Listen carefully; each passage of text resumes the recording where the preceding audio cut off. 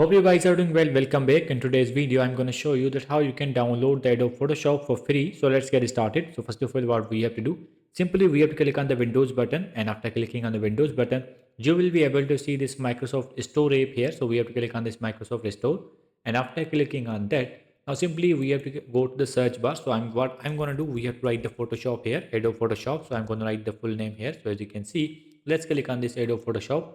And after clicking on the Adobe Photoshop, as you can see now the Photoshop is opened here. Now simply we just have to click on the install, and after clicking on the install, the Photoshop will be installed. If you want to check out the details, you can also do that. As you can see, these all details are provided here, that how we can use this, and ratings and each and everything is provided here. So in this way you can download the Photoshop on your PC for free. After that you will be able to use this. I hope you guys understand this video, that how you can do that. So see you in the next video.